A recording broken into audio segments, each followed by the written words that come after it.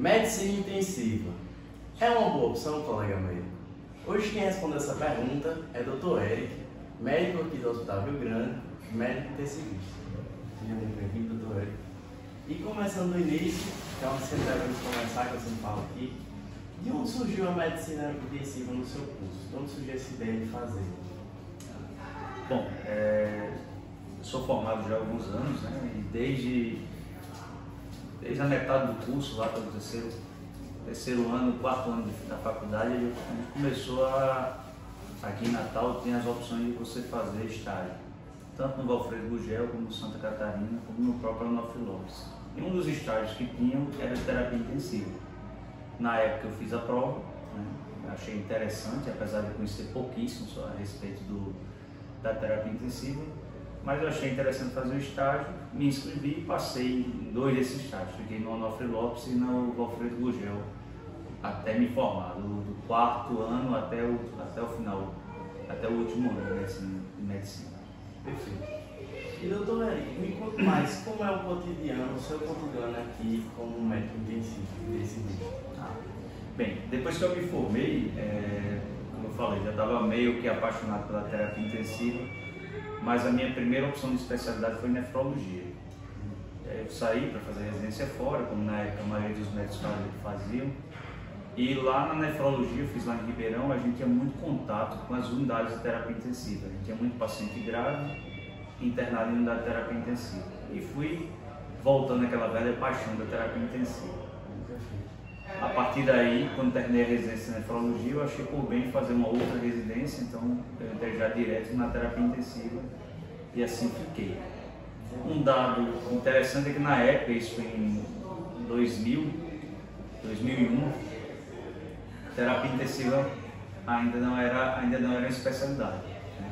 Era uma área de concentração, só posteriormente em 2004 que se transformou numa especialidade. E doutor Eric, me conta mais sobre o seu cotidiano aqui como médico intensivista aqui em Natal.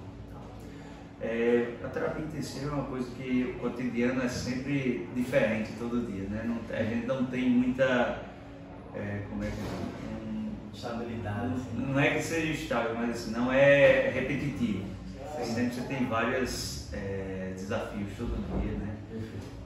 De uma forma geral, nós intensivistas trabalhamos ou dando plantão em unidade de terapia intensiva, onde você presta um trabalho que a gente chama de longitudinal, onde você está durante aquele período de tempo numa unidade de terapia intensiva, que pode ser em 1 ou mais hospitais, né? No caso, você pode trabalhar aqui no São Lucas, no São Coração, Policlínica e outros mais. Ou você trabalha como intensivista de forma horizontal, onde você é o responsável pela unidade de terapia intensiva por ajustar o tratamento do paciente, discutir os casos com os outros médicos assistentes, e você todo dia vai lá avaliar o paciente e traçar as metas e traçar como vai ser o tratamento desse paciente. A gente chama esse médico diarista ou médico horizontalista, em alguns outros estados chamam assim. Uma outra forma de você trabalhar em terapia intensiva é como coordenador das unidades de terapia intensiva. Hoje em dia em Natal, a maioria dos hospitais tem mais de uma unidade de terapia intensiva. Então você precisa de um coordenador médico para essas unidades. E esse coordenador precisa ser intensivista. Então você coordena toda a parte de logística, de compra de material, de uso de material, de avaliação dos pacientes, avaliação do contexto financeiro da unidade de terapia intensiva no hospital. Então isso é feito pelo coordenador de terapia intensiva. E doutor Eric, mais adiante, o que você acha, hoje em dia é muito comum recém-formados já ir fazer plantão em UTI, o que você acha disso? Assim, você acha que é compatível com o recém-formado e como é que isso afeta a medicina intensiva, o médico intensivista? Isso, na realidade, foi uma situação que ocorreu por muitos e muitos anos aqui no Rio Grande do Norte, porque a gente não tinha material humano suficientemente especializado para trabalhar em terapia intensiva. Então não era incomum os recém-formados irem dar plantão em unidades de pronto atendimento, pronto-socorro e até mesmo em unidade de terapia intensiva. Nós sabemos hoje em dia que a terapia intensiva tem uma complexidade muito elevada e talvez não seja o melhor local para o recém-formado estar. A formação do intensivista, ela demora atualmente no mínimo 3 anos. Você tem o primeiro ano em rodízio geral e mais 2 anos em rodízio específico em várias unidades de terapia intensiva. Então, assim, respondendo de forma bem prática, eu não acho e não sugiro e não recomendo nenhum médico recém-formado dar plantão em unidade de terapia intensiva. E, doutor Eric, sem dúvida, como a gente bem sabe, o médico intensivista passa por diversas intercorrências ao longo de vários casos diferentes. Eu queria saber, se nada tinha dúvida quanto à dúvida do telespectador, me conte alguns casos que marcaram essa sua carreira, que você viu que, por exemplo, o seu estudo a mais como médico, a sua prática fez a diferença e que talvez por um fio ali você conseguiu salvar uma vida ou salvar determinada parte daquela pessoa. Isso é interessante. Talvez a terapia intensiva, junto com a medicina de emergência, é uma situação em que ajudar o paciente grave é uma coisa rotineira e cotidiana. Né? Então, esses casos, ao longo dos anos, ao longo do nosso trabalho, eles acontecem todo dia. Né? Então, assim, dizer que há um caso específico, entre os milhares de casos que a gente já pegou, eu acho que não tem. Mas é uma coisa muito boa que você consegue fazer isso todo santo dia. Tanto em emergência como em terapia intensiva, você tem a oportunidade de fazer diferença na vida de uma pessoa todo dia. Isso eu acho que talvez seja uma das coisas que mais me emociona e que traz alegria em ser intensivo. Dá vontade de ser médico. Né? Ou você consegue fazer a medicina lá no seu dia a dia, de ponta, fazendo diferença para as pessoas. Muito interessante. É muito, muito interessante. A oportunidade que você tem, e quando o paciente sai bem da UTI, isso aí às vezes talvez até seja um contrassenso, porque o senso comum entende que na terapia intensiva todos os pacientes estão graves, estão lá para morrer, né? E que a maioria vai morrer, mas isso não é a verdade da nossa especialidade. É claro, os pacientes são graves, né?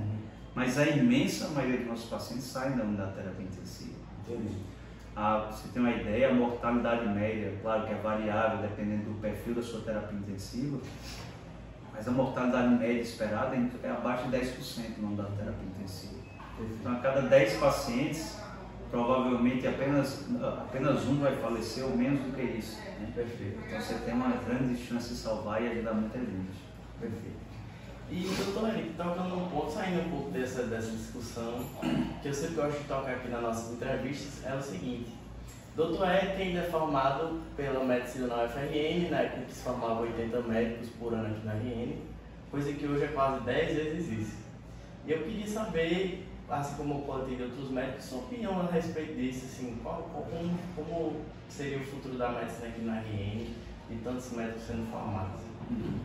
Assim, nós entendemos que isso é uma política de Estado, Estado que eu digo com E maiúsculo, é uma política do país, né? Aumentou e ao longo de vários governos aumentou o número de médicos formados no país todo, não foi só no Rio Grande do Norte.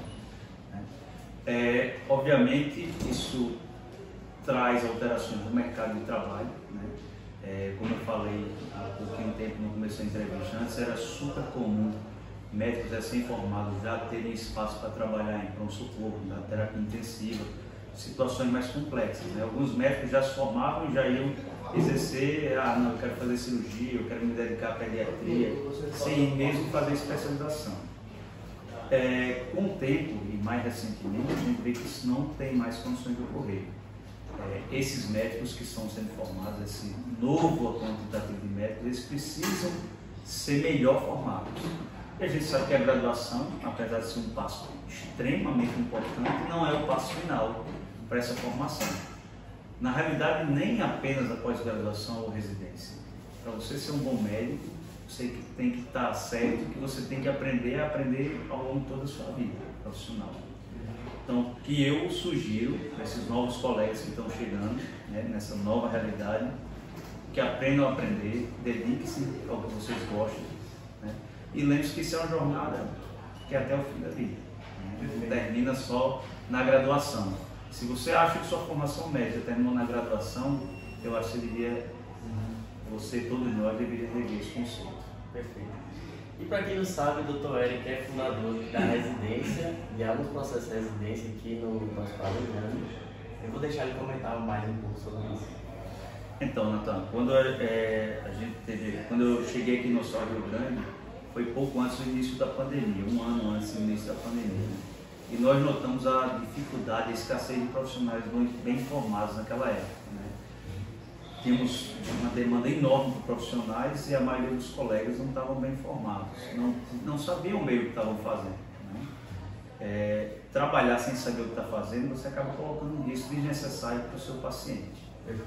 Nesse momento, a gente entendeu que não dá para depender apenas das faculdades ou apenas da formação do Estado, do público nas residências médicas.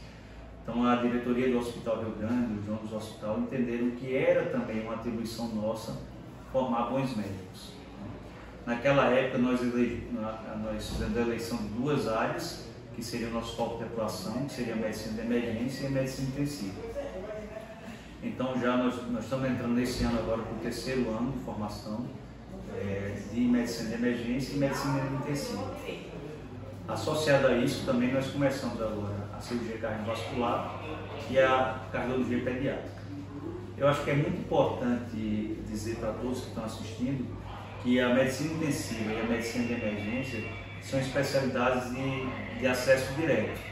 Isso quer dizer que você, como um recém-formado, pode prestar a prova e já entrar direto para a especialização.